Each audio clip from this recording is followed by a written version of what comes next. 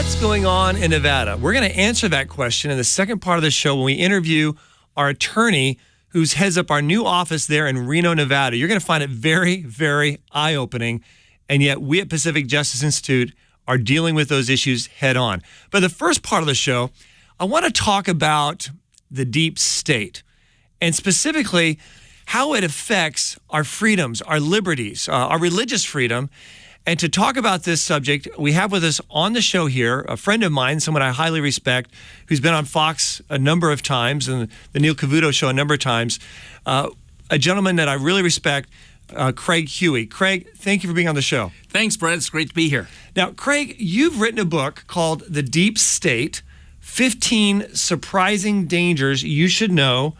I want to talk specifically about how the deep state is impacting Christianity. Yes. Because it's definitely doing that in a real meticulous way. One of the ways is the fact that it's promoted internationally by the United States Department, these ideological agenda. How's it being promoted internationally? Okay, that's a great question because, you see, what is the deep state? People have heard about it, but do they really know what it is? And that's one of the reasons I wrote the book. You see, the deep state is about government bureaucrats. And it can be on the local level, the state level, and the national level. And these bureaucrats oftentimes are good public servants. They have a heart to serve the people. But many of these bureaucrats are people who basically are in it just for the money, just for the job. But something has happened. Something's happened in the last 8 years that has not ever happened before in America. And we see it at all levels, that people are getting into the government to change society, to change culture, to transform our nation. And what they do is they bring in an ideology, a transformation, that without legislation, they can change things. And that's what we see happening in America today. Right. And I know the Supreme Court has recently, I think in the future, will be addressing this bureaucracy and their ability just to make up rules without having legislative support behind it and just dictate what they want. I mean, it's outrageous. Yes. So I see that moving potentially in a positive direction down the road. But what we're dealing with right now is it's indisputable, and the effect on Christianity is indisputable. Specifically, Obamacare. Mm-hmm. This is another example of the deep state, isn't it, in terms of Christians having to provide contraceptives and other things that violate their faith? It took away freedom of conscience. And instead of listening to people of faith saying, I don't believe in abortion, I don't believe in this type of contraceptive, instead of that, what they've done is say you have to obey the government. You have to obey our rules. And they took away choice. And the Supreme Court intervened, and they knocked down some of the bad legislation. But see, here's the thing. The Department of Health and Services and other bureaucracies, they're filled with people who want to override the Supreme Court and override the will of the people and try to be able to legislate through the bureaucracy. Yeah, it's very real. It's happening. What about destroying adoption? Your book talks about how effectively the deep state is attacking Christianity and its role in the adoption process, private ministries. How can this be, and how's it happening? It's really a terrible thing because many adoption agencies are faith-based. They're born-again Christians, they're evangelical Christians, they're conservative Catholics, and they believe in the sanctity of life. And they formed an adoption agency to try to find parents that reflect their religious point of view. And what the government has done on the state and national level is come in and said, you cannot discriminate on who you're going to have adopt a child. And in other words, we don't care that you're a Christian adoption agency and you're looking for parents that reflect a biblical worldview.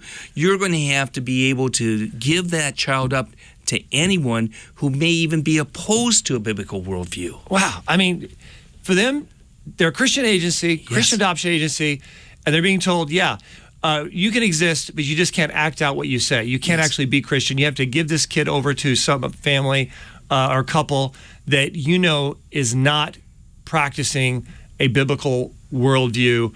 The relationship is one that the Bible completely doesn't agree with. they have to compromise that in order to exist, and the deep state is doing that. That is very real, and we've already seen it take place in a number of places, Philadelphia and other places. But what about social media? I mean, we've seen talk, Craig, about social media being biased, discriminatory, but what role does the deep state play in this incredible discrimination that we've seen at Pacific Justice Institute, trying to isolate organizations, ministries, pastors, Christians from having that same equal opportunity to get out their voice? This is very concerning. Yeah. So one of the things I write about in the book is the deep state is more than just the government bureaucrats themselves. It's the supporters of certain ideological points of view. And what we have found with Facebook and YouTube and Google is a discrimination. Twitter, we see discrimination about people of faith, about people with opposing points of view that are more conservative, free market oriented. They discriminate against it. Pacific Justice Institute, which does incredible work in protecting the rights of people, they've been discriminated against. My electionforum.org, which has a Christian worldview on news and political opinion, we have been marginalized and discriminated against. We've been told we can't advertise.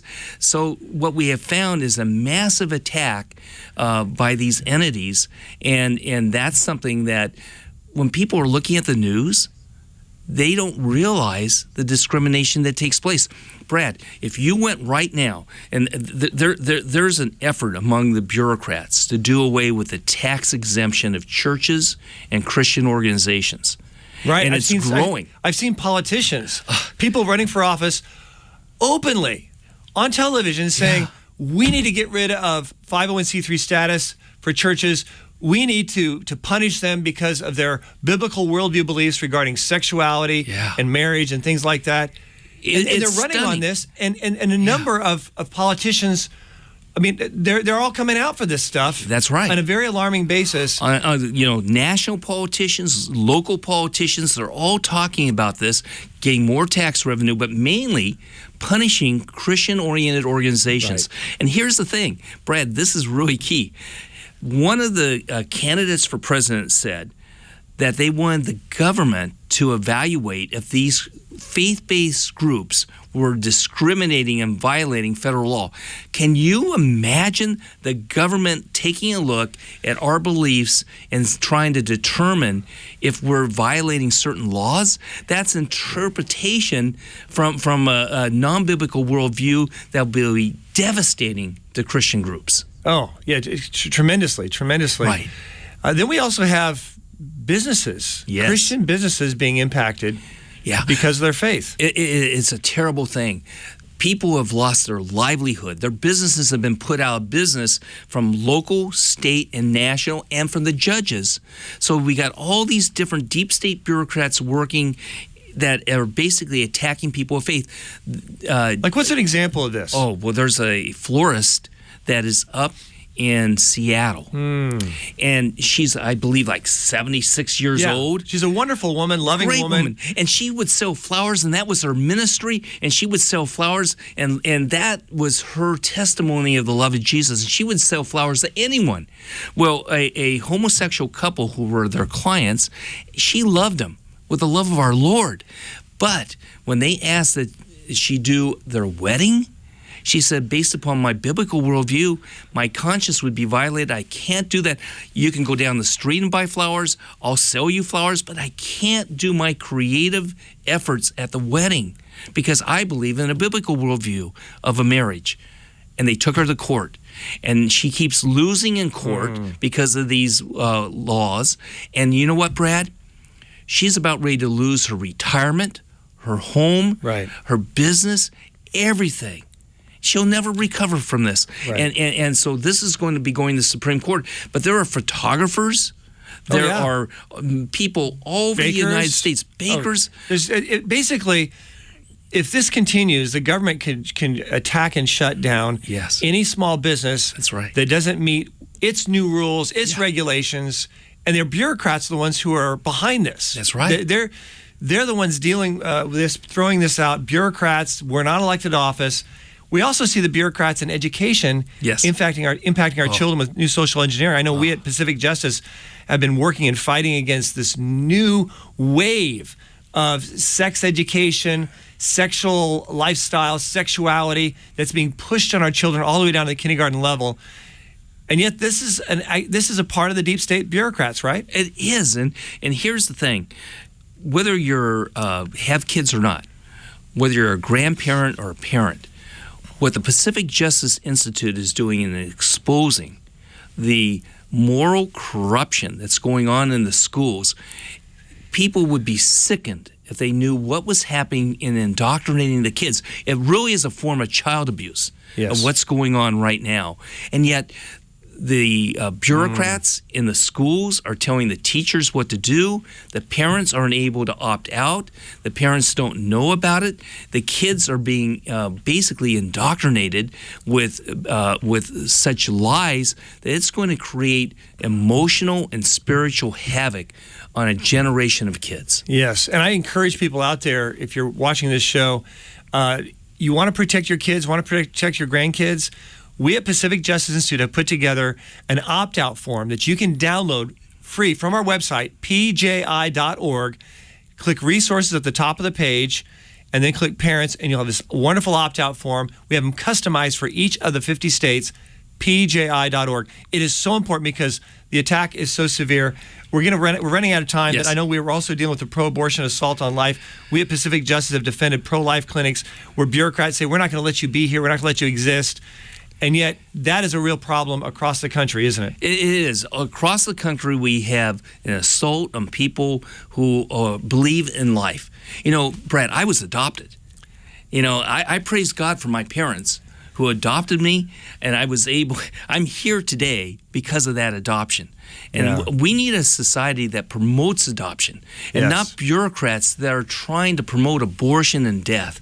And so this is something that people of faith have to take a look at how to change this type of government activity that is really destroying so many lives. And that's one of the things, Brad, if I can say, I really love about the PJI, because Pacific Justice Institute will take up court cases, do lawsuits against government abuse, against the deep state bureaucrats that are abusing freedom of speech and abusing rights and abusing Christian faith. And in that case is a good example of why people should donate to PJI, because if I'm right, you're defending them for free, are you not? That's right. Every one of our cases, we have over 40 cases in active litigation right now, Craig. Every single one of them is without charge. Yeah. See, I have people all over the United States contacting me saying, if I were to donate to somebody, who should I donate to?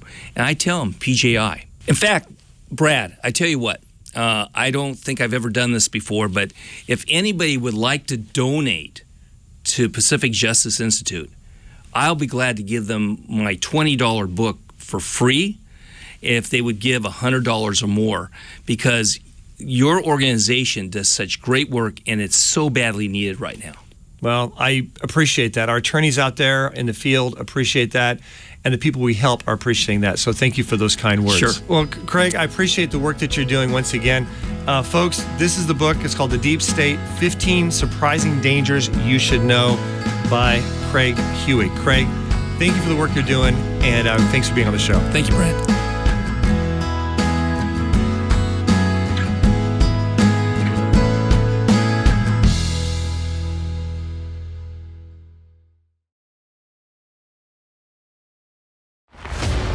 If parents knew what was happening, I think they'd be very, very alarmed. It's not about procreation. They're learning about lifestyles, sexual activities. This stuff is XXX rated. And we say no to that.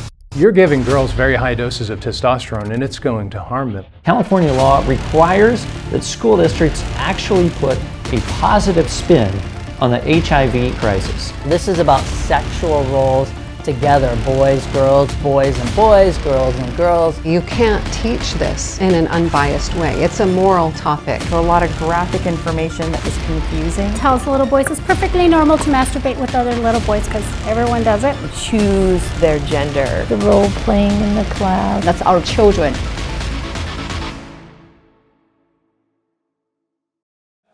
So what do?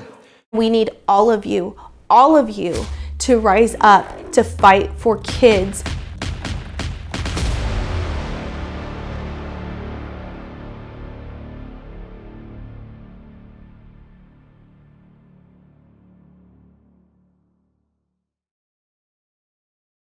And folks, if you'd like to support the work of the Pacific Justice Institute, just go to our website, pji.org, pji.org. And there you can also sign up to get our Legal Insider newsletter. It comes out once a week. It's very informative. You'll definitely find it to be a valuable asset as you know what's going on and what you need to pray for. Also, we have some other great resources there as well, like our opt-out forms and other resources. So go to pji.org, pji.org. And thank you so much for those of you who choose to support our work and become a part of the Pacific Justice Institute team.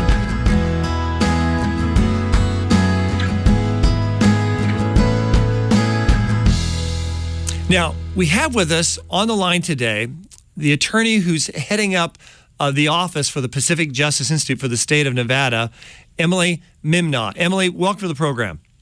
Hey, Brad. Good morning. Now, good morning to you too, Emily. Now, there's a lot of things taking place there in the state of Nevada that I want to talk about. You are already, out of the gate and running and taking on some very important things. And one of those things is dealing with the challenges to public education and the attack on our kids and what parents can do. A lot of parents out there are saying, whoa, things are radically changing here in Nevada. They're copying things that California's doing. We've heard that, over and over again.